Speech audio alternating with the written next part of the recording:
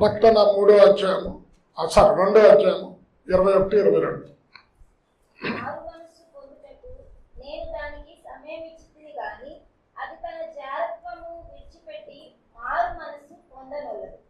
ఇదిగో నేను దానిని మంచము పట్టించి దానితో కూడా వ్యభిచరించు వారు దాని క్రియల విషయమై మారు మనసు పొందితేనే గాని వారిని బహు శ్రమల పాలు చేతును. చాలు, ప్రార్థన చేసుకోవాలి. అత్యంత అపూర్వ కృపా కనికరం కలిగిన మా తండ్రి, మీ మహాకృపను బట్టి అంచె దినాలలో ప్రకటన గ్రంథం చదువువాడు, వినువాడు, వాటిని అనుసరించువాడు, గైకొనవాడు ధన్యుడు అని వాక్యములో సెలవిచ్చిన రీతిగా నానా ఎండ్ డేస్లో మేమున్నాం. ఈ ప్రకటన గ్రంథాన్ని మేము చదవటానికి, అందులోనూ దాచబడిన సత్యములను తెలుసుకోవటానికి నువ్వు మాకు చూపుతున్న కృపను బట్టి వందనాలు చెల్లిస్తూ ఉన్నాం. ఈ 2 వచనాలలో దాచబడిన సత్యములను మా ముందుంచండి.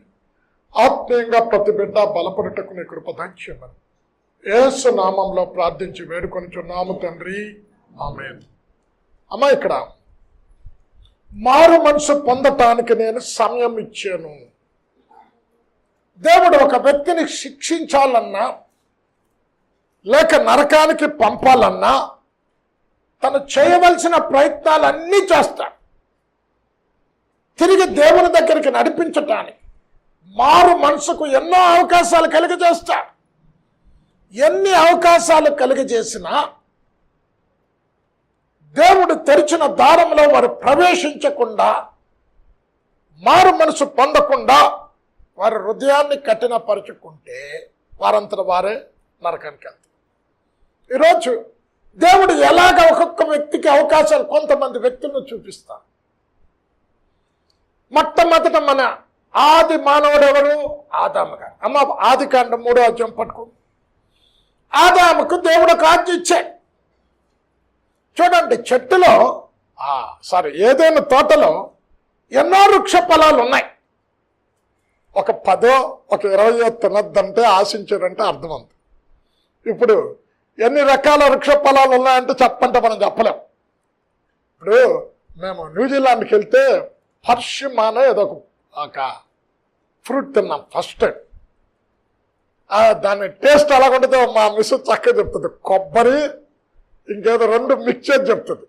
అలాగ ఉంటుంది టేస్ట్. అది మాకు ఈ న్యూజిలాండ్ వెళ్ళక ముందు వరకు మాకు తెలియదు ఆ పండు ఉందని. ఎన్ని వృక్ష ఫలాలు ఉన్నాయో మనకు తెలీదు. ఈరోజు ప్రపంచంలో ఉన్న ప్రతి వృక్ష ఫలాల చెట్లు ఏదేని తోటలో నాటి ఇవన్నీ తినమన్నాడండి. చూడండి, మానవుడు చూడండి, ఒక్కటే తినొద్దన్నాడు. ఏది తినొద్దన్నాడో దాన్నే తిన్నాడు. ఇప్పుడు తిన్న వెంటనే దేవుడు వెంటనే వెళ్ళి శిక్షించటానికి, ఖండించటానికి వెళ్ళలే. మారు మనసు పొందటానికి సమయం ఇచ్చాడు. మీకు ఏదేను తోట ఆ రోజు నేను ఏదేను దేవుడు ఎందుకు వచ్చాడు అన్నది ఒక ఆదివారం మాట్లాడే చాలామంది ఏడ్చారు వర్తమానం విని. మీకు ఎంతమంది గుర్తుంది? రికార్డు కూడా జరిగింది అది ఒకసారి రికార్డు ఉంటే మళ్ళీ వినండి. ఇక్కడ దేవుడు ఆదాముకు ఎన్ని అవకాశాలు ఇచ్చాడంటే మారు మనసు పొందటానికి. ఆదాము పండు తినడం వెంటనే వెళ్ళే పశ్చాత్తాపడటానికి, మారు మనసు పొందటానికి ఎన్నో అవకాశాలు ఇచ్చాడు. ప్రతి చల్లపూట ఆదాము దేవునికి ఎదురేగి స్వాగతం చెప్పేవాడు. ఎప్పుడైతే తినకూడదు అన్న పండు తిన్నాడో దేవునికి ఎదురేగలేకపోయాడు, దేవునికి స్వాగతం చెప్పలేకపోయాడు. దేవుడు ఆదామా ఎక్కడున్నావు అని అడుగుతూ ఉన్నాడు. ఏమో దేవునికి తెలియదు ఎక్కడున్నాడు అని. ఏమన్నాడు? గర్భంలో రూపింపబడక మునిపే నీ పిండము నేను చూచాను. అమ్మ, మన లోపట ఉన్నవి చూడలమ్మ అని అంటున్నాడు. పిండాన్ని నేను చూసే, గర్భంలో రూపింపబడక మునిపే, నువ్వు గర్భం నుండి బయటికి రాక మునిపే నీ ఎముకలను నేను చూచానన్న ఆ దేవుడు మొట్టమొదటి అవకాశం ఇచ్చాడు. నువ్వు ఎక్కడ ఉన్నావు వెంటనే చెప్పాలి. చదవమ్మా 9వ వచనం.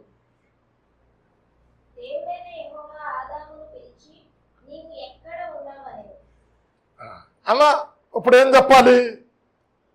ప్రభువా, నేను తప్పు చేశాను కనుక ఎదురేకి స్వాగతం చెప్పలేకపోయే, ప్రతి చల్లపూట నీ కొరకు ఎదురు చూచేవాడిని, నీ సావాసం కొరకు తప్పించేవాడిని. ఇప్పుడు పాపం చేయటం వలన, నీ ఆజ్ఞను అతిక్రమించడం వలన నీ ఎదుట రాలేకపోయాను అన్న మాట చెప్పాలి. చెప్పలేదు. రెండోది అడుగుతున్నాడు. అమ్మ చదవమ్మ, కంటిన్యూ చేయమ్మ. అందుకతడు, నేను తోటలో నీ స్వరము వినినప్పుడు దిగంబరినిగా నుంటిని గనుక భయపడి దాగుకొంటినని. ఇప్పుడు దేవుడు దిగంబరిగా ఉన్నాడన్న సంగతి దేవుడికి తెలియదండి. చెప్తున్నాడు, భయపడి దాక్కున్నాడు. ఇప్పుడు వెంటనే దేవుడు ఏమనాలి? తినకూడదన్న పండు తిన్నావు కనుక నువ్వు దిగంబరివయ్యా అనలే. నువ్వు దిగంబరివని చెప్పింది ఎవరు అంటున్నాడు. చదవమ్మా. అందుకాయన, నీవు దిగంబరివని నీకు తెలిపిన వాడెవడు? చాలు అమ్మ. ఇప్పుడు ఏమడగాలి దేవుడు? వెంటనే ఏమయ్యాలి? ప్రశ్న చెప్పండి, ఏమయ్యాలి? తినకూడదన్న పండు తిన్నావా అని వేయాలి కదా. వేయలే. ఎందుకు? ఇంకొక అవకాశం ఇచ్చాడు ఆదాముకు. ప్రభువా, నీ ఆజ్ఞను అతిక్రమించాను కనుక, నువ్వు వద్దల పని చేశాను కనుక, సాతాను కుయుక్తికి నేను లోబడిపోయాను కనుక ఈ భూమినంతా పరిపాలన చేయమంటే సాతానుకి ఇచ్చేసాం ఆ పరిపాలన. నా మహిమ వస్త్రాన్ని పోగొట్టుకున్నా అని చెప్పవలసినది చెప్పకుండా అప్పుడు కూడా ఏం చెప్తున్నాడు? చదవమ్మా, కంటిన్యూ చేయి. నీవు తినకూడదని నేను నీకు ఆజ్ఞాపించిన వృక్ష ఫలములు తింటివా అని అమ్మా ఇప్పుడు చూడండి. ఇప్పుడు దిగంబరి అని చెప్పింది ఎవరు అనకూడదు దేవుడు. వెంటనే అయ్యాల ప్రశ్న, ఎందుకు తిన్నావా పండు? ఆ పండు తినడం వల్ల నీ మహిమ వస్త్రం పోగొట్టుకున్నా, ఇప్పుడు దిగంబరి అయ్యా అని చెప్పాలి. చెప్పలేదు.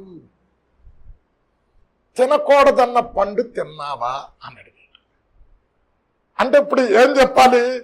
అమ్మ దేవునికి తెలిసిపోయింది, ఇంక ఒప్పుకోవాలి, నిజాన్ని ఒప్పుకోవాలి, పశ్చాత్తాపం చెందాలి అన్న బుద్ధి ఉండాలి కదా. ఏమంటున్నాడు తెలుసా?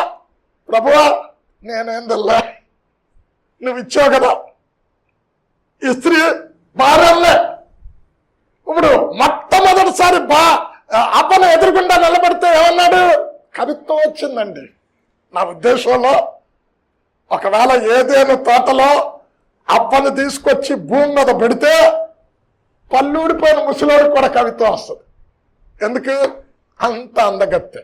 పాపములో పడక మునుపు దేవుని స్వహస్తాలతో చేసాడు కనుక మహా సౌందర్యమైన స్త్రీ.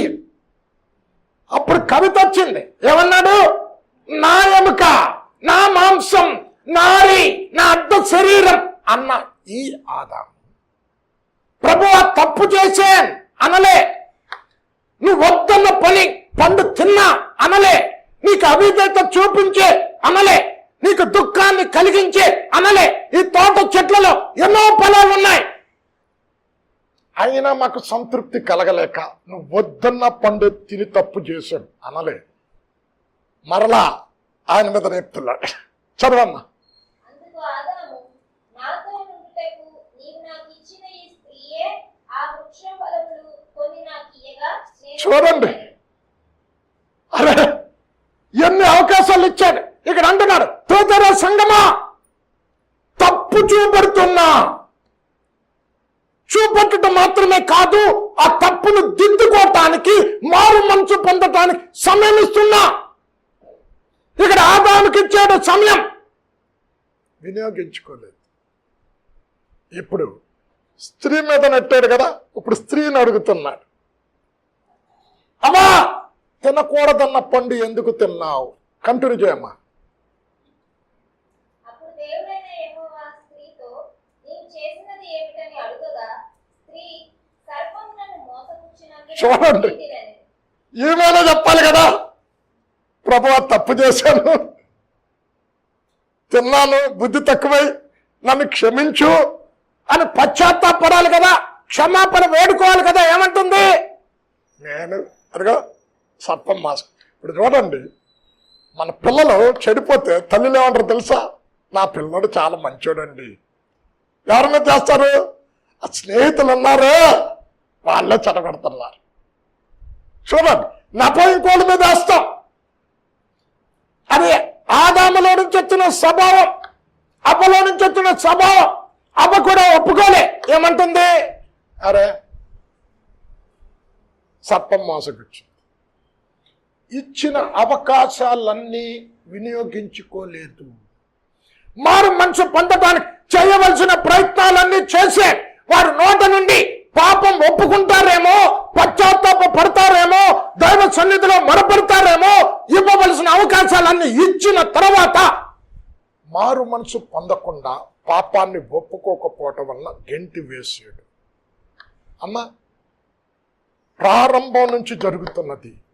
తూతరా సంఘంతో అంటున్నాడు, నీకు ఇవ్వవలసిన సమయం ఇచ్చాను, జాగ్రత్తని విడిచిపెడతామని, ఇక్కడ విగ్రహములకు కొలవకుండా విడిచిపెడతామని రాజ్యం నీకు ఇవ్వాల్సిన సమయం ఇచ్చాను. అయినా నువ్వు మారు మనసు పొందకపోతే మంచం పట్టిస్తా, శ్రమల పాలు చేస్తా హెచ్చరిక చేస్తున్నాడు.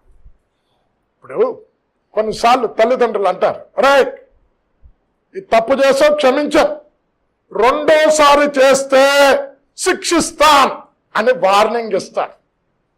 చాలాసార్లు వార్నింగ్ ఇచ్చినా వినకపోతే ఏం చేస్తారమ్మా?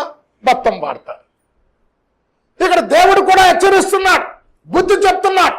వారు తిరిగి దేవుని దగ్గరికి రావటానికి అవకాశం ఇస్తూ ఉన్నాడు, వినియోగించలేదు. రెండో వ్యక్తిని చూపెడతామ్మా. ఆదికాండం 31వ అధ్యాయం. ఇక్కడ ఎవరు? రాహేలమ్మ గారు. అమ్మో, ప్రపంచంలో నా ఉద్దేశంలో యాకోబు లాంటి ప్రేమికుడు ఎవరు ఉండరండి. ఇప్పుడు మన యవన దశలో కొన్ని కథలు ఉంటాయి, లైలా మజ్ను, రోమియో, జూలియట్, ఇవన్నీ వింటాం కదా. వీళ్ళందరికంటే ప్రేమికుడు ఎవరంటే యాకోబే అండి. ఎందుకు? ఎవడన్నా ఓ భార్య కొరకు 1 సంవత్సరం పనిచేస్తాడు, ప్రేమించిన దాని కొరకు. ఎన్ని సంవత్సరాలు పనిచేశాడు? 14 సంవత్సరాలు. మీరు చెప్పండి, మహా అందగత్తు ఉంది, నువ్వు చాలా ఎక్కువగా ప్రేమించావు, చాలా ఎక్కువగా ప్రేమించావు, దాని కొరకు 14 సంవత్సరాలు నువ్వు కొలువు చేస్తానంటే బాబు ఇది కాకపోతే ఇంకో దాన్ని చేసుకుంటా అట్ట. అంత ప్రేమిస్తే రాహేలు లాబాను గొర్రె బొచ్చు కత్తిరిస్తున్నప్పుడు గృహదేవతలను దొంగిలించి దాచుకున్నది. అమ్మా, దేవుడిచ్చిన పదార్థంలో ఒక ఆజ్ఞ ఏంటమ్మా చెప్పండి? దొంగిలించకూడదు. దొంగిలించిన రాహేలుకి అవకాశాలు ఇచ్చాడు. చర్మమ్మ 31:19.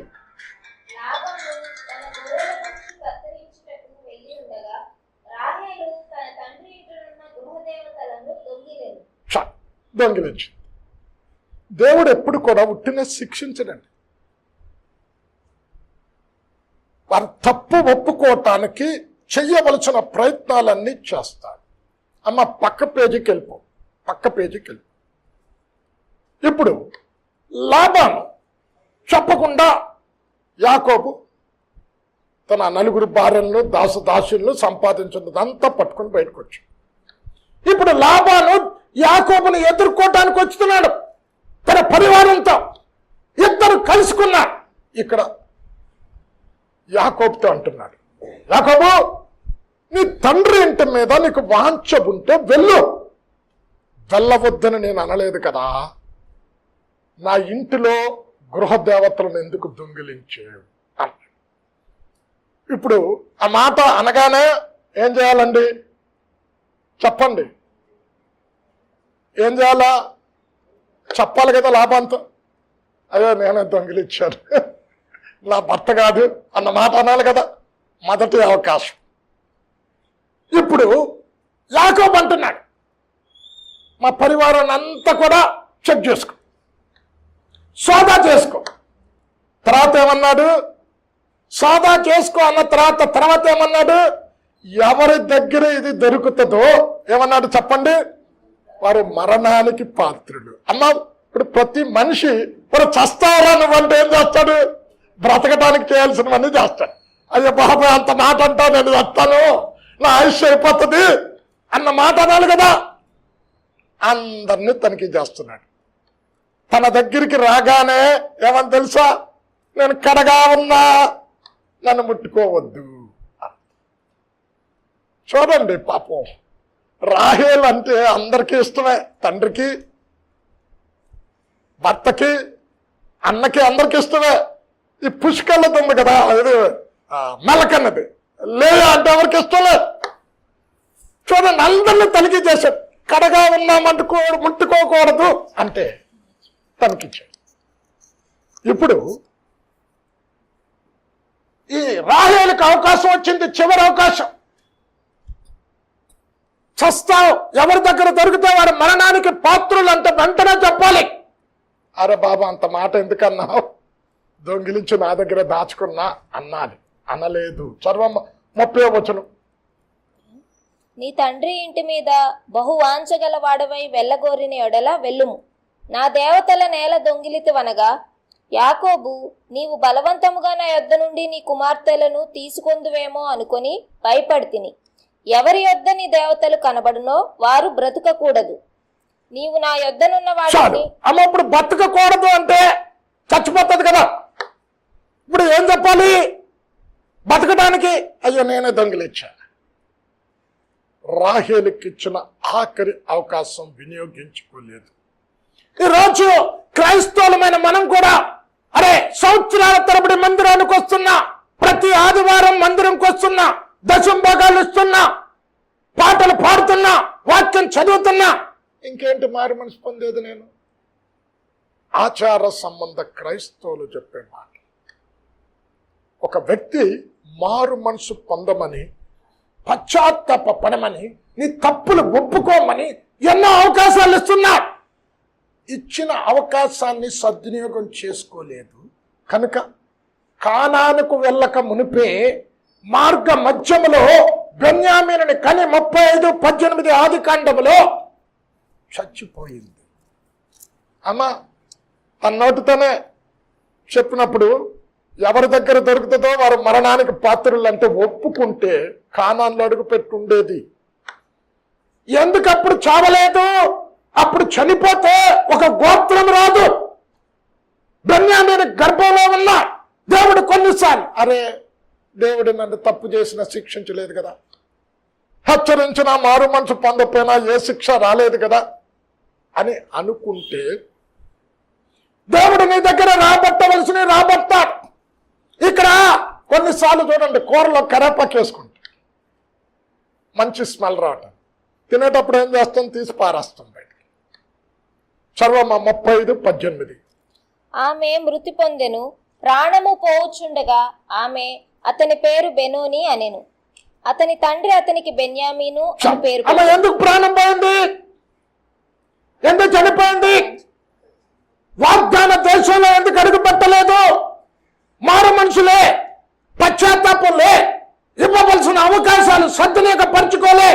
ఇక్కడ కూర్చున్న మనము కూడా కానానుకు సాదృశ్యమైన పరలోకములో అడుగు పెట్టాలనంటే ఆ రోజున మత్తయి 3:2-3 వచనాలలో ఇక్కడ అంటున్నాడు, పరలోక రాజ్యము సమీపించింది, మారు మనసు పొందండి, బాప్తిష్యమిచ్చి యోహాను చెప్తున్నాడు. నా యేసు క్రీస్తు ప్రభుల వారు కూడా మత్తయి 4:17 వచనములో పరలోక రాజ్యం సమీపించింది, మారు మనసు పొందండి చదవమా యేసే చెప్పింది 4:17. అప్పటి నుండి యేసు పరలోక రాజ్యము సమీపించి ఉన్నది గనుక మారు మనసు పొందుడని చెప్పుచూ ప్రకటింప మొదలు పెట్టెను. చూడండి, ఈరోజు ఆత్మీయంగా నువ్వు బతకాలి అంటే దేవుడు నీలో ఉన్న తప్పును చూపెడుతున్నప్పుడు ఇక్కడ అంటున్నాడు, యజబెలు నీ సంఘములో ఉంది, యజబెలు లక్షణాలు ఉన్నాయి, యజబెలు స్వభావాలు ఉన్నాయి, వాటిని తీసివేసుకొని మారు మనసు పొందడం సమయం ఇస్తున్నా. ఆ సమయంలో గనక మనం మార్పు చెందకపోతే దేవుడు ఒక వ్యక్తిని మారు మనసు పొందటానికి 3 రకాల అవకాశాలు ఇస్తాడండి. ఒకటి, వాక్యం ద్వారా మాట్లాడతాడు. ఆ తప్పు నువ్వే చేసావు, ఆ పాపం చేసింది నీవే, అవిధేయత చూపుచుంది నీవే, కనుక ఆశీర్వాదం పొందుకోలేకపోతున్నావు, కనుక నీ ప్రార్థన నా సన్నిధికి చేరటోలే అని వాక్యము ద్వారా మాట్లాడతాడు. మొదటిది వినం. రెండోసారి డైరెక్ట్గా గద్దిస్తాడు, దైవజనుల ద్వారా గద్దిస్తాడు, అప్పుడు వినం. మూడోది ఏం చేస్తాడు తెలుసమ్మా? గాయపరుస్తాడు. సామెతలు 20వ అధ్యాయం 30వ వచనములో గాయములు చేయు దెబ్బలు అంతరంగములో చొచ్చి పాపమును ఒప్పింపజేయును. చదవమ్మా. గాయములు చేయు దెబ్బలు అంతరంగములలో చొచ్చి చెడుతనమును తొలగించును. ఇప్పుడు మంచం ఎక్కుతాం, డాక్టర్ల దగ్గరికి వెళ్తాం, అమ్మా ఈ వ్యాధికి మందు లేదమ్మా, దేవుడే చెయ్యాలా. అప్పుడు గుర్తుకొస్తుంది మనకి, ప్రభువా నేను తప్పు చేశాను, నన్ను క్షమించు. ఇలాగ ఎవరికి జరిగింది? యాకోబు గారికి. అమ్మ 32వ అధ్యాయం పట్టుకో. యాకోబు పేరుకు తగ్గట్టు మోసగాడే. చూడండి, అన్నను మోసం చేసి జ్యేష్ఠత్వపు హక్కులు పొందుకున్నాడు. తండ్రిని మోసం చేసి తండ్రి అడుగుతున్నాడు వస్త్రాలు, ఈ రోమాలు తడిచి, శరీరం చూస్తే ఏషావు శరీరమే, కానీ స్వరం చూస్తే యాకోబు లెక్క ఉంది. నేను యాకోబునే అన్నాడా? అనలే. మోసం చేసి, లాభాల దగ్గర మోసం చేసి, బ్రతుకంతా మోసమే. కనుక దేవుడు కానానులో అడుగు పెట్టడానికి పశ్చాత్తాపం చెందాలి, మారు మనసు పొందాలి.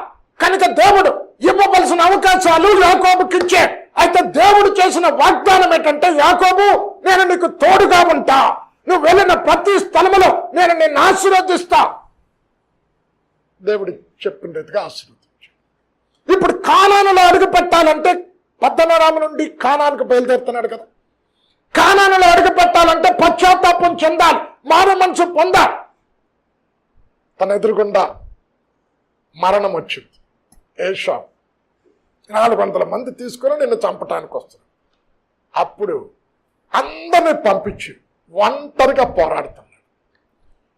పోరాడుతున్నాడు కానీ నిజం ఒప్పుకోట్లే.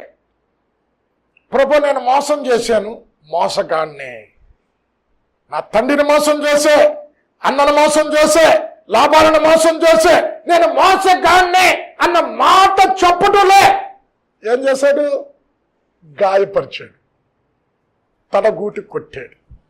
అప్పుడు కదమ్మా ఒప్పుకుంది, నేను యాకోబునే అన్నాడు. ఒప్పుకున్న తర్వాత దేవుడు ఇక మీదట నీ పేరు ఇశ్రాయేలు అమ్మా. ఎందుకు? ఒక వ్యక్తి పశ్చాత్తాపం చెంది మారు మనసు పొంది దేవుని రక్షకుడిగా స్వీకరిస్తే కొత్త పేరు ఇవ్వబడుతుంది. ఎవడైనా క్రీస్తు యేసునందున్నాడు, నూతన సృష్టి, పాతవి గతించెను, సమస్తము నూతనమాయను. కొత్త పేరు ఇవ్వబడతాడు. ఏంటి? ఇశ్రాయేలు అని. అప్పుడు సూర్యోదయం అయ్యింది. చదవమ్మా, ఆదికాండం 32:31. అతడు పెనుయేలు నుండి సాగిపోయినప్పుడు సూర్యోదయం ఆయను. చాలు. అంటే అర్థం ఏంటి? అంతవరకు యాకోబు జీవితంలో వెలుగులేదు, పాపపు చీకటి ఏలుతుంది. అమ్మా, మీకు చాలా రోజుల క్రితం కథ చెప్పే మారు మనసు పొందటానికి. అంతమంది గుర్తుంది, తాతగారి కథ. అది గుర్తు పెట్టుకోవాలి. గుర్తుందండి? వీళ్ళకి గుర్తు లేదు, వీళ్ళు లేరని. ఒక తాతగారికి 2 మనవళ్ళు ఉన్నారు. తాతగారికి బాతులు, కోళ్ళు, గార్డెన్ ఉంది. 2 మనవళ్ళు పిలిచి, అరే పెద్ద మనవడా, నువ్వు ప్రతిరోజు పొలాలు అది గార్డెన్లో నీళ్ళు పోయాలి, ఇల్లంతా కడగాలి, తడిబట్ట పెట్టాలి. అది పెద్దోడు పని. చిన్నోడు పని ఏంటంటే బాతులకి, కోళ్ళకి, వీటన్నిటికీ ఆహారం పెట్టి వాటిని పోషించాలి. 2కి పని. ఆ పని అప్పగించాడు. ఒకరోజు బాతు కంచె దాటి వెళ్ళిపోతూ ఉంటే చిన్నాడు మనోడు ఏం చేసి రాయి తీసి వేసి కొట్టాడు. బాతు చచ్చింది. అమ్మ బాబోయ్, తాత గనక తెలిస్తే తనది అంటాడు, తెలియకుండా గొయ్యి తవ్వి గొయ్యిలో కప్పేశాడు. ఈ పని అన్న చూశాడు. రెండో రోజు అన్న రే లే ఈ గదులు కడుగు, ఈ తోటకందరికి నీళ్ళు పోయి. తాత ఆ పని నాకు చెప్పలేదు, నీకు చెప్పాడు కదా. అరే చేస్తావా లేదా లేకపోతే బాత్ సంగతి తాతకు చెప్పమంటావా? అమ్మో బాతుని కప్పట్టం చూసావా నువ్వు? చూసా అన్నాడు. ఇంకేం చేస్తాడండి? అన్న చేయాల్సిన పని అంతా చేస్తుంది. ప్రతిరోజు అన్న ఇలాగే బెదిరిస్తున్నాడు. రే ఇలా తోట కడుగు, తోటకు నీళ్ళే, ఈ గదులు కడుగు. అదేంటి నేను చేసా కదా, రే లేకపోతే బాత్ సంగతి తాతకు చెప్తా. రోజు ఇలా జరుగుతుంది. ఒకరోజు క్రిస్మస్ పండుగ వచ్చింది. తాత ఇద్దరు మనవళ్ళు పిలిచాడు. పిలిచి రే డబ్బులు ఇస్తున్నా, వెళ్ళి నీ ఫ్రెండ్స్తో పార్టీ చేసుకొని ఎంజాయ్ చేసిరా అన్నాడు. ఇద్దరికి డబ్బులు ఇచ్చారు. బయటకు వెళ్ళగానే పెద్ద మనవాడు రే ఆ డబ్బులు నాకు ఇచ్చిరా అన్నాడు. అదేంటి తాత నీకు కూడా ఇచ్చాడు కదా, నీ డబ్బుతో ఫ్రెండ్స్తో ఎంజాయ్ చేయొచ్చు కదా, ఇస్తావా ఇవ్వా లేకపోతే బాత్ సంగతి తాతకు చెప్తా. ఇంకీడు ఎంతకాలం భరించాలి నేను, ఈ బానిస బతుకు దాస్యత్వం బతుకు నా కొద్ది, ఇంకా తాతకు చెప్పేస్తా అని తాత ఒంటరిగా కూర్చున్నాడు. కూర్చుంటే రూమ్లోకి వెళ్తున్నాడు. తాత చప్పుడు విని మనవాడిని చూసారా వెళ్ళదా పార్టీ చేసుకోవటానికి. లేదు తాత, నీతో చాలా రోజుల నుంచి ఒక మాట చెప్పాలనుకున్నా, ధైర్యం చాలక చెప్పలేదు. ఏ సంగతిరా? బాత్ సంగతా అన్నాడు. నీకు తెలుసా అన్నాడు. అరే తెలుసు, నువ్వు ఎప్పుడు ఒప్పుకుంటావా ఎప్పుడు చెప్తావా అని చూశాను. ఇప్పుడు నీ తప్పును ఒప్పుకున్నా కదా, పో వెళ్ళు, క్షమించని వెళ్ళిపో. మరుసటి రోజు అన్నగారు ఇంకా లగలేదన్నా, ఎవరా గదులు కడతారు, ఎవరు తుడుస్తారు, ఎవరు మొక్కలకి నీళ్ళు పోస్తారు, అది నా పని కాదు నీ పని. అరే చేస్తావా లేకపోతే బాత్ సంగతి చెప్తావా? చెప్పాలా తాతకండి, చెప్పుకోపో అన్నాడు. అమ్మా పాపాన్ని నీలో కప్పు కుచ్చుకున్నంత వరకు చీకటి నిన్ను ఏలుతాది, అంధకారం నిన్ను ఏలుతాది, సాతానుడు నిన్ను పరిపాలన చేస్తా. ఎప్పుడైతే పాపాన్ని ఒప్పుకుంటావో విడుదల పొందుతావు. ఇప్పుడు యాకోబు 20 సంవత్సరాల పద్దనరాములో ఉన్నాడు, ఎప్పుడు ఒప్పుకోలే. ఆయన బతుకంతా చీకటే. దేవుడితో పోరాడుతున్నప్పుడు కూడా అరే ఒప్పుకోలే. గాయపరిచిన తర్వాత అప్పుడు ఒప్పుకున్నాడు, నేను యాకోబునే, నేను మోసగాడనే.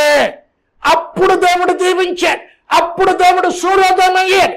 తోదర సంగమా, నేను మారు మనిషి పొందటానికి ఎన్నో అవకాశాలు ఇచ్చే, నేను హెచ్చరిస్తున్నా, బుద్ధి చెప్తున్నా. అమ్మ బిలాముకి ఎన్నో అవకాశాలు ఇచ్చాడండి.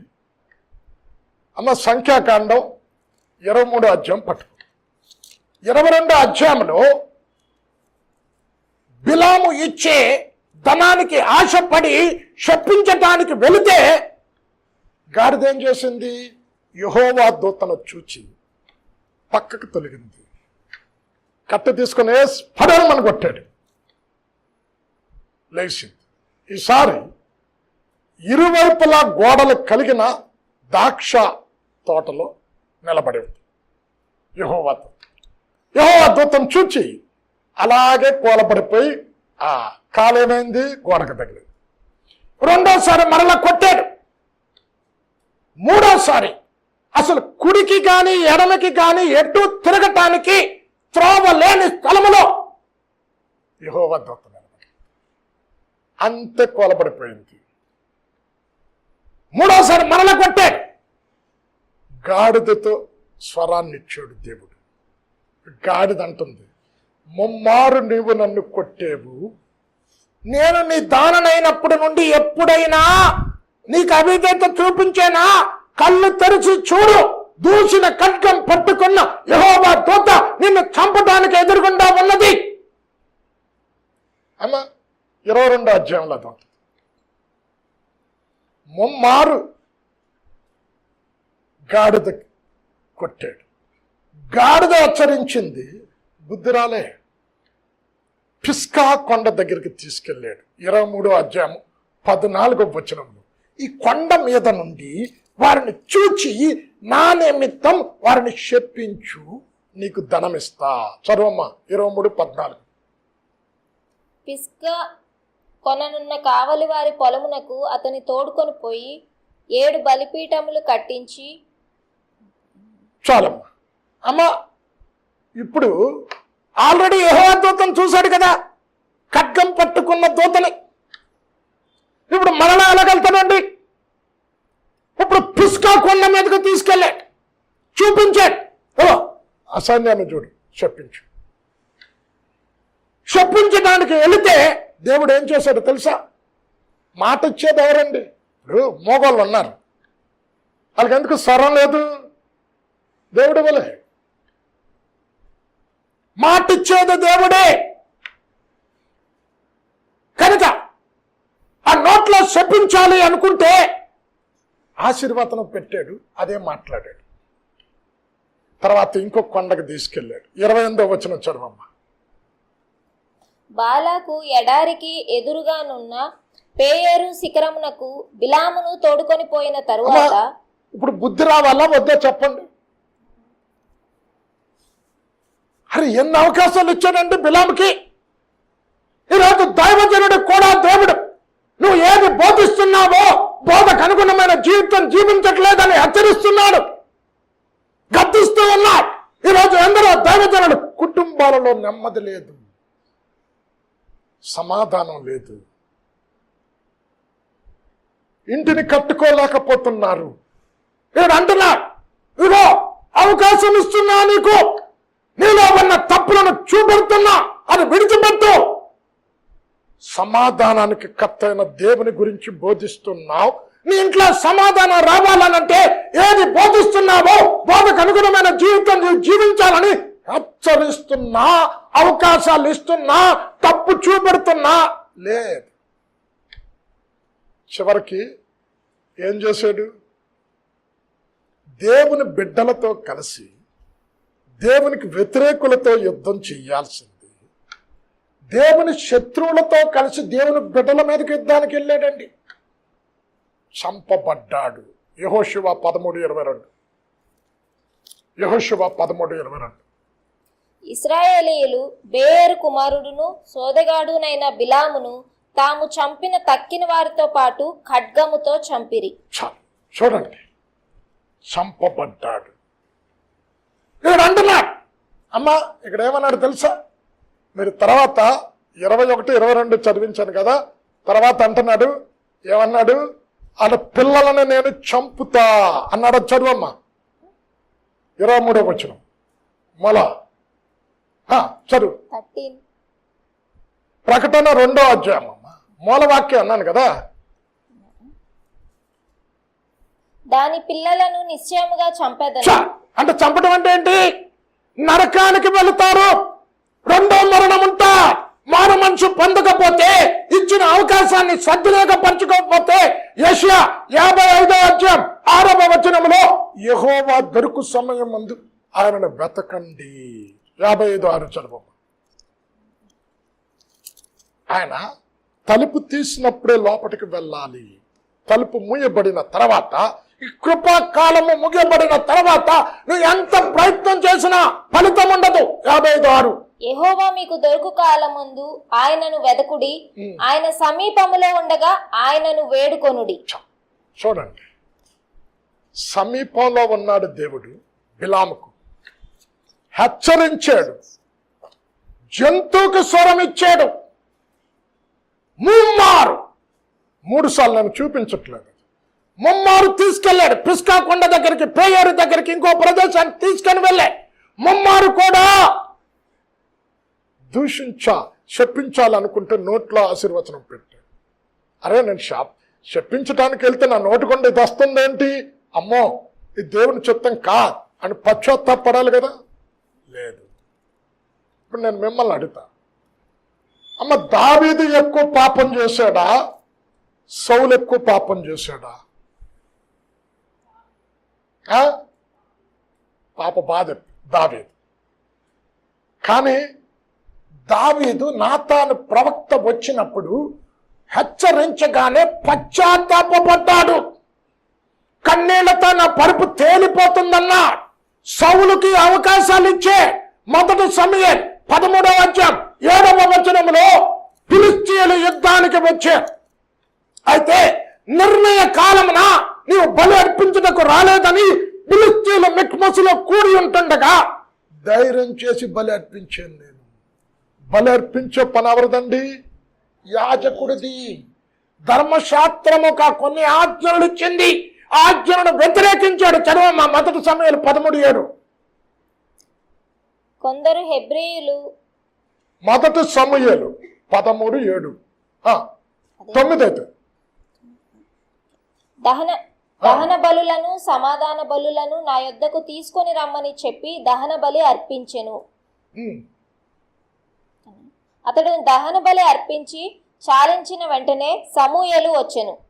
సౌలు అతనిని కలుసుకొని అతనికి వందనము చేయుటకై బయలుదేరగా సమూయేలు అతనితో నీవు చేసిన పని ఏమని అడిగెను. అందుకు సౌలు జనులు నా యొద్ద నుండి చెదిరిపోవుటయు నిర్ణయ కాలమున నీవు రాకపోవుటయు ఫిలిష్తీయులు మిక్మషులో కూడి ఉండుటయు నేను చూచి ఇంకను యెహోవాను శాంతిపరచక మునిపే ఫిలిష్తీయులు గిల్గాలునకు వచ్చి నా మీద పడుదురనుకొని నా అంతట నేను సాహసించి దహన బలి అర్పించి తిననెను. ఇప్పుడు దహన బలి అర్పించిన మరుసటి రోజు వచ్చాడన్నా సమూయేలు. అర్పించిన వెంటనే వచ్చాడు. అంటే జస్ట్ ఫర్ కొన్ని నిమిషాలు ఆలస్యమైంది. ఏం చేశాడు? దేవుని ఆజ్ఞకు వ్యతిరేకంగా యాజకులు చేయవలసిన పని తను చేశాడు. రెండో అవకాశం ఇచ్చాడు. అంతటితో ఊరుకోలేదు దేవుడు. పశ్చాత్తాపడటానికి ఇంకొక అవకాశం కూడా చాలా ఇచ్చాడు. అమాలేకీయులతో యుద్ధానికి వెళ్ళి వారిని ఒక్కరిని కూడా విడిచిపెట్టకుండా అందరినీ సంహరించు అంటే ఏం చేశాడు? శ్రేష్టమైన ఎద్దులను శ్రేష్టమైన గొర్రెలను యెహోవాకు బలి ఇప్పించటానికి తీసుకొచ్చాడు. అంటే తను ఉంచుకోవటానికి. ఇప్పుడు సమూయేలు ఎదుర్కొంటే నువ్వు చేసిన పని ఏంటి? ఆ ఎద్దుల రంకెలేంటి? ఆ గొర్రెల అరుపులేంటి? అంటే నా దేవుడు అనలే, నీ దేవుడైన యెహోవాకు బలి. అమ్మ మొదటి సమూయేలు 15:15.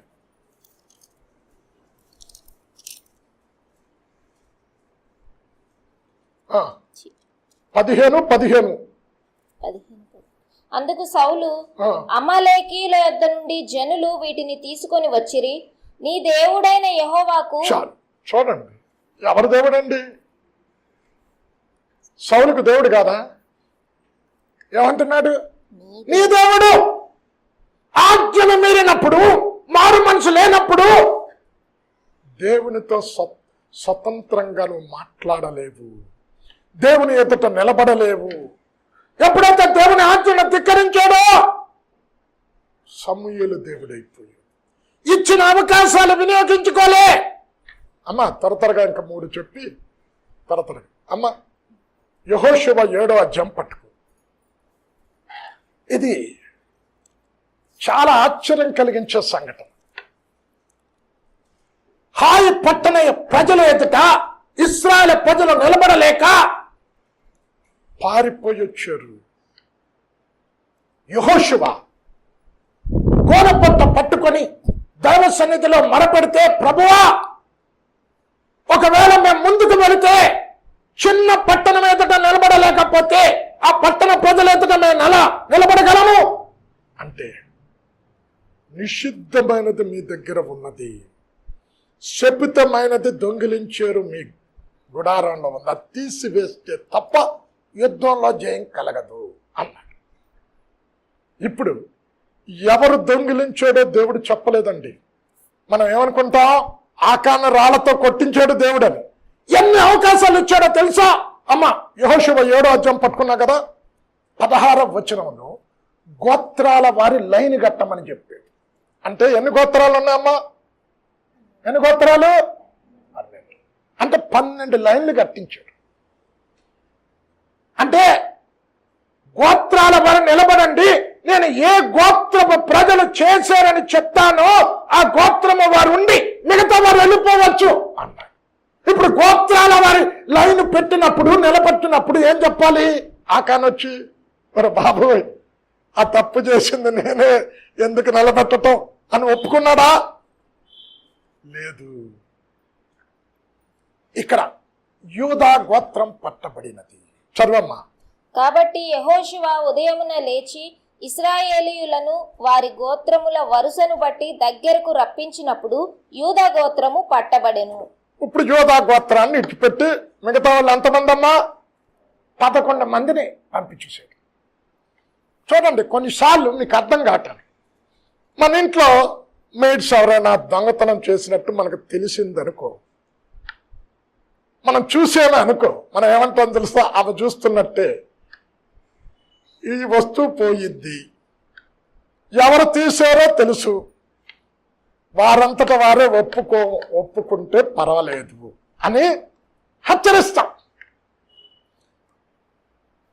ఒప్పుకుంటే మంచి యజమానుడైతే పోన్లే ఒప్పుకున్నారని విడిచిపెడతాం, క్షమించు. ఇక్కడ దేవుడు 12 గోత్రాలు వేరు చేసినప్పుడు యూదా గోత్రం పట్టబడితే యూదా గోత్రం ఒక్కదాన్ని పెట్టి మిగతా 11 గోత్రాలు వెళ్ళమన్నప్పుడు ఆకాను ఏ గోత్రం అమ్మా? ఏ గోత్రం చెప్పండి? ఏ గోత్రం?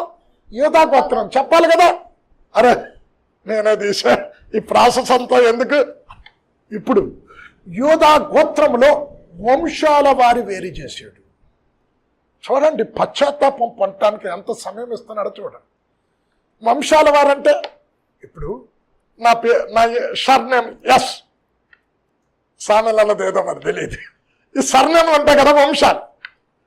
అంటే వంశాల వారు వేరు చేసే.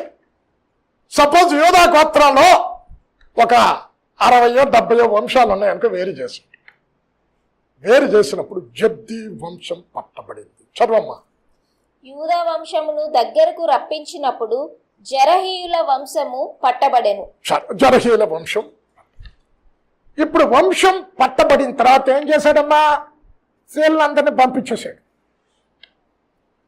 ఇప్పుడేమో చెప్పాడండి, అచ్చా కొంతమంది ఎంత కఠినంగా ఉంటారంటే వాక్యం దగ్గరకు వచ్చి హృదయం తడుతున్నా నాకు కాదులే. ఇప్పుడు కొంతమంది అంటారు కదా, దున్నపోతు మీద ఇప్పుడు మనం కొంతమంది చూడండి, సూది మా ఆంటీ ఉంది, సూది ఇంకా వేయకమునిపే ఇంకా వేయలేదు, పక్కన ఆంటీ ఇంకా వేయలేదు, అంత భయం ఆమెకి సూది అంటే, ఇంజక్షన్ అంటే. వేయకమునిపే ఇంకా వేయలేదన్నమాట డాక్టర్. దున్నపోతుకు చూడండి, ఎత్తుకు చూడండి, సూదేయండి, అస్సలు గుచ్చుకున్నట్టే ఉండదు. ఇక్కడ జెరహీ వంశం పట్టబడింది. ఇప్పుడు పురుషుల వారు వేరు చేసాడు. చదవమ్మ. జెరహీయుల వంశమును పురుషుల వరుసను దగ్గరకు రప్పించినప్పుడు జబ్ది పట్టబడెను. అమ్మ ఇదంతా ఎందుకమ్మా దేవుడు చేయటం? 2వ పేతురు 3వ అధ్యాయం 9వ వచనములో కొందరు ఆలస్యం అన్నట్లు దేవుడు తన రాకడ విషయంలో ఆలస్యం చేయటం లేదు, కానీ అందరూ మారు మనసు పొందవలనని నీ నిమిత్తమే ఆలస్యం చేస్తున్నాడు. చదవమ్మా. కొందరు ఆలస్యమని ఎంచుకొనున్నట్లు ప్రభువు తన వాగ్దానమును గూర్చి ఆలస్యము చేయువాడు కాడు గాని ఎవడునూ నశింపవలనని ఇచ్చయింపక అందరూ మారు మనసు పొందవలనని కోరుచు మీ ఎడల దీర్ఘశాంతము గలవాడై ఉన్నాడు. ఎందుకు ఆలస్యం చేశాడు ఇంత? చెప్పమ్మా. ఆకానుని చంపటం దేవునికి ఇష్టం లేదు, ఆకానుని శిక్షించడం ఇష్టం లేదు. తన నోటితో నేనే తప్పు చేసే, నేనే ఆ శపితమైన దానిని దొంగిలించాను అని చెప్తాడేమో అని ఎన్నో అవకాశాలు ఇచ్చే ఇప్పుడు జబ్ది పట్టబడ్డాడు. అయినా చెప్పలేదండి, తర్వాత డైరెక్ట్గా చెప్పాడు, ఆకానే ఆ పని చేసింది. అప్పుడు చెప్పలే. యెహోషువ వెళ్ళి అడుగుతున్నాడు, చెప్పు నువ్వు తెలిసిన నేను చేసి చదవమ్మ కంటిన్యూ. అతడును అతని ఇంటి పురుషుల వరుసను దగ్గరకు రప్పింపబడినప్పుడు యూదా గోత్రంలోని జెరహు ముని మనుమడును జబ్ది మనుమడును కర్మి కుమారుడునైన ఆకాను పట్టబడెను. అప్పుడు యెహోషువ ఆకానుతో, నా కుమారుడా, ఇశ్రాయేలు దేవుడైన యెహోవాకు మహిమను చెల్లించి ఆయన ఎదుట ఒప్పుకొని నీవు చేసిన దానిని మరుగు చేయక నాకు తెలుపుమని నిన్ను వేడుకొనుచున్నానని చెప్పగా, చూడండి బాబోయ్ ఎంత కఠినమైపోయింది చూడండి. యెహోషువ వెళ్ళాడుగా తర్వాత దేవుడు చెప్పినా చెప్పలే అండి, చెప్పు అప్పుడు ఒప్పుకుంటున్నాడు. అమ్మ ఇక్కడ అంటున్నాడు, తూతరా సంగమా, నువ్వు మారు మనసు పొందటానికి సమయం ఇస్తూ ఉన్నా. అమ్మ మరి యోధాకి ఇవ్వలే, ఇంకా 2-3 ఉన్నారు, ఒకటి యోధాకి చెప్పు. అమ్మ ఒకసారి మత్తయి 26వ అధ్యాయం పట్టుకోమ్మా. ఇక్కడ ఆయన సంచిలో డబ్బులు దొంగిలిస్తున్నప్పటి నుండి దేవునికి తెలుసు. యోధా గురించే దేవుడు చెప్పాడు, ఏ మనుష్యుడు 2 యజమానులు సేవించలేడు, సిరికిని దేవునికి నేను దాసుడిగా ఉండలేవు హెచ్చరించాడు. ఆ డబ్బు నేను దొంగిలిస్తాను అని చెప్తాడని చెప్పలే. ఈరోజు మీలో ఒకడు నన్ను అప్పగిస్తా అంటే అందరు అడుగుతున్నారు, ప్రభు నేనా నేనా నేనా. అరే అంత డేరింగ్ అండి యోధా, ఎరగనట్టొచ్చి ప్రభు నేనా అడుగుతున్నాడు. చూడండి 26-25 మత్తయి. ఆయనను అప్పగించిన యూదా, బోధకుడా నేనా అని అడుగగా ఆయన నీవన్నట్టే అనెను. చూడండి అసలు దేవుని స్వరం విని వనకాల. సముద్రాలను సృష్టించిన దేవుడు, జలకోశులను అణచగలిగిన శక్తిమంతుడైన దేవుడు ఎదురుగుండా ఉంటే మీలో ఒకడు నన్ను అప్పగిస్తాడు. అందరూ అడిగే ఈయన కూడా అడిగాడు, నీవే అన్నప్పుడు ఏ రావాలి, ప్రభా తెలిసిందా, తప్పైపోయింది, క్షమించు. లేదు, పాదాలు కడిగాడు. అమ్మా ఒక తప్పు చేసిన వ్యక్తి పాదాలు పట్టుకుంటాడు కదా, క్షమించండి నీ కాళ్ళు పట్టుకుంటా, వెంటనే జాలి కలుగుతుంది అవతలవాడికి. తప్పు చేసింది యూదా, కాళ్ళు కడిగింది ఎవరు? యేసయ్య. అరే నేను నిన్ను అప్పగిస్తానని తెలిసినా పాదాలు పట్టుకున్నావా, ప్రభువా నేను తప్పు చేస్తున్నా, ఒప్పుకోలే, పశ్చాత్తాపడలే, తర్వాత చెప్పే ముక్క ముంచి మొట్టమొదట ముక్కుంచాడు. అమ్మా ఇప్పుడు మన ఇంట్లో ఎవరైనా విందు చేసినప్పుడు ఏం చేస్తాం, మనం బాగా ప్రేమించిన వాళ్ళు దగ్గరుండి భోజనం పడతాం. పస్కా భుజించినప్పుడు, పస్కా భోజనాన్ని ఆచరిస్తున్నప్పుడు ముక్క ముంచిచ్చాడు. అరే 12 మంది శిష్యులు ఉంటే 12 మందికి లేని ఆధిక్యత నాకు ఇచ్చాడు, మొట్టమొదటి ముక్క నాకు ఇచ్చాడు. ఇంతగా ప్రేమిస్తున్న దేవుణ్ణి ఆమెను అప్పగించేది. అరే పశ్చాత్తాపం కలగలేదు, మారు మనసు పొందలేదు. ఎన్ని అవకాశాలు ఇచ్చాడో అవకాశాలన్నీ కూడా దుర్వినియోగపరుచుకున్నాను. అమ్మా యేసు అంటున్నాడు, మారు మనసు పొందండి, మీలో తప్పు చూపెడుతున్నా తోతరా సంగమా, యజబెల లక్షణాలు మీలో ఉన్నాయి. అమ్మ ఇంకా 2 ఉన్నారు, సమయం లేదు. రెండోది ఇక్కడ ఏమన్నాడు, మారు మనసు పొందకపోతే ఏమంటున్నాడమ్మా, మంచం పట్టిస్తా అన్నాడు. అంటే ఏంటి, నువ్వు చేసిన పాపాన్ని బట్టి నీకు వ్యాధి కలుగుతాది. మార్కు 2:5 ఇక్కడ పక్షవాయువు కలిగిన వాడు ఉన్నాడు. నలుగురు పక్షవాయువు కలిగిన వాడిని మోసుకొని వచ్చారు. అతను వచ్చిన వ్యాధికి కారణం పాపం. యేసు అంటున్నాడు, నీ పాపములు క్షమించబడి ఉన్నవి. 5వ యేసు వారి విశ్వాసము చూచి, కుమారుడా, నీ పాపములు క్షమింపబడి ఉన్నవని పక్షవాయువు గలవానితో చెప్పెను. ఎవరి విశ్వాసం చూసమ్మా?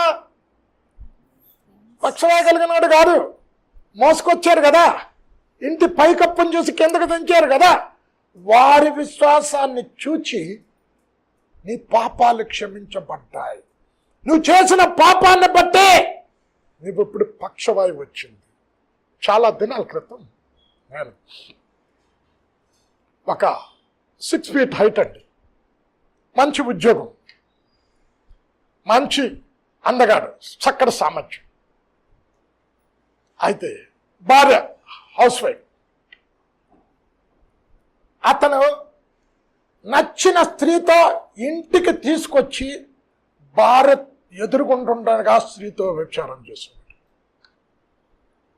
భార్య అనేవాడు, నేను అందగాన్ని, నేను నిన్ను పోషిస్తున్నా, నా సంపాదన మీద నువ్వు బతుకుతున్నా, నువ్వు కట్టుకున్న బట్ట కానీ నువ్వు తింటున్న తిండి కానీ నాదే, నా బలం ఉంది, శక్తి ఉంది, నేను సంపాదిస్తున్న మగోండే, నా ఇష్టం వచ్చినట్టు చేసుకుంటా. 10 సంవత్సరాలు అమ్మ, ఏ స్త్రీ అన్నావు భార్య ఎదురుగుండా వేరే స్త్రీతో వ్యభిచారం చేస్తే సహించగలదా? 10 సంవత్సరాల తర్వాత పక్షవాయువు వచ్చింది దానికి. అందగాడు, 6 feet హైట్ ఉన్నవాడు, మంచం పడ్డాడు. మమ్మల్ని తీసుకెళ్ళాడు ప్రార్థనకి తీసుకెళ్తే భార్య ఏమంటుంది తెలుసా? పాస్టర్ గారు, ఈడ సొత్త పడకూడదు, ఇలాగే ఉండాలి. నాకు తెలియదు ఇదేంటి, ఏ భార్య అయినా భర్త మంచం పడితే లేచి నడవాలని ప్రార్థన చేయమంటది కదా, ఏదో ఇలాగే ఉండాలంటున్నావు ఏంటమ్మా అంటే అప్పుడు నోరు విప్పి చెప్పింది, నరకం చూపించాడు 10 సంవత్సరాలు. నా ఎదురుగుండా మరొక స్త్రీని తీసుకొచ్చి వ్యభిచారం చేసే,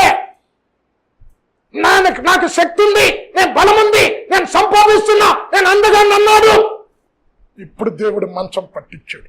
ఈడు అలాగే ఉందండి, ఈడు చేసిన శిక్ష భరించాలి. నేను ఎంత బాధపడ్డానో, 10 సంవత్సరాలు ఎంత నరకం అనుభవించానో చూడాలి. అమ్మా ఇక్కడ అంటున్నాడు, మంచం పట్టితావు అంటే నీ పాపం నీకు అనారోగ్యం తీసుకొస్తుంది, పశ్చాత్తాపపడు. 2వ వ్యక్తి అమ్మ, మార్కు సువార్త, యోహాను సువార్త 5వ అధ్యాయం పట్టుకో. ఇక్కడ ఎవరు 38 సంవత్సరాల నుంచి బేతెస్దా కోనేటి దగ్గర పడి ఉన్నాడు. దేవుడు ఆయన్ను చూచి జాలిపడ్డాడు. సత్తపడాలని కోరుకుంటున్నావా? ఈ వ్యక్తి దగ్గరకు క్షమించి జాలిపడి వెళ్ళాడు. ఏమంటున్నాడు తెలుసా? ప్రభువా, నేను బేతెస్దా కోనేట్లో దిగాలనే లోపే ఇంకోళ్ళు దిగిపోతున్నారు. మొట్టమొదట దిగిన వారు స్వస్థత పొందుతున్నారు. నన్ను దించేవారు ఎవరు లే, నాకు సహాయం చేసేవారు ఎవరు లే, నేను దిగే లోపే ఇంకోటి దిగుతున్నాడు. 38 సంవత్సరాల నుంచి ఇదే స్థితిలో ఉన్నా, లేచి నీ పరిపెత్తుకుని నడువు అన్నాడు. అమ్మ, 2 అద్భుతాలు అక్కడ జరిగాయి. ఏంటి? 1, కాలు చెయ్యి బాగయ్యింది. బాగైన నడవలేడండి. ఎందుకో తెలుసా? 38 సంవత్సరాల నుంచి నడవని వాడు నడవలేడు. అందుకే జైల్లో యావజ్జీవ ఖైదీ చేసినాడు. ఏం చేస్తారు? అక్కడికి నడిపిస్తారు. నడవలేరు. మీరు కళ్ళు మూసుకొని 1 వీక్ నిద్రపోండి, అలాగే కన్ను తెరవలేదు. నడిచాడు. 2వ అద్భుతం. కానీ పాపం విడిచిపెట్టలే. దేవాలయంలో చూసి అన్నాడు, సొత్తపడ్డావు, మరలా నీకు కీడు కలగకుండా ఇక పాపం చెయ్యొద్దు. 5:14 అటు తరువాత యేసు దేవాలయములో వానిని చూచి, ఇదిగో స్వస్థత నొందితివి, మరి ఎక్కువ కీడు నీకు కలుగకుండునట్లు ఇకను పాపము చేయకుమని చెప్పగా, ఇక్కడ అంటున్నాడు, అమ్మా నీ పాపం నిన్ను మంచానికి ఎక్కిస్తుంది. చూడండి, కైని తింటారు కదా, వాళ్ళకి ఏమొస్తుంది? థ్రోట్ క్యాన్సర్ వస్తుంది, మౌత్ క్యాన్సర్. ఎందుకు? వారు చేసిన పాపమే వారికి వ్యాధి కలిగజేస్తుంది. ఇప్పుడు కొంతమందికి ఉట్టుట్నే కోపం వస్తుంది, వాళ్ళకేంటి? బీపీలు పెరుగుతాయి. అందుకే ఇవన్నీ కొన్ని మనం తెచ్చుకుంటాం అండి, టెన్షన్ ఇవన్నీ మనం తెచ్చుకుంటాం. ఇక్కడ అంటున్నాడు, మంచం ఎక్కిస్తా. నువ్వు ఆరోగ్యంగా ఉన్నావనుకోవద్దు, నీ పాపం నీకు వ్యాధి కలుగజేస్తాది.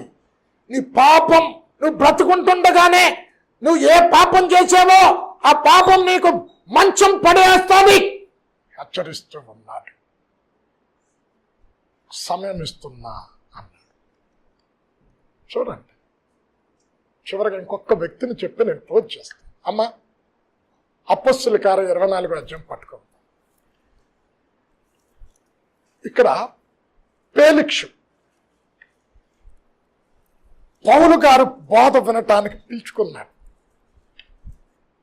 అమ్మ పౌలు కంటే మంచి బోధకుడు ఎవరైనా ఉన్నారమ్మా? యేసు తర్వాత పౌలే కదా. పౌలు వాక్యం వినాలని పిలిపించుకుంటే పౌలు దేవుని నీతిని గురించి, ఆశా నిగ్రహమును గురించి, రాబోయే దేవుని విమర్శన గురించి చెప్పాడు. భయపడ్డాడు, కానీ పశ్చాత్తాపడలేదు. 24 కొన్ని దినములైన తరువాత ఫేలిక్సు యూదురాలైన ద్రుసిల్లా అను తన భార్యతో కూడా వచ్చి పౌలును పిలిపించి క్రీస్తు యేసునందలి విశ్వాసమును గూర్చి అతడు బోధింపగా వినెను.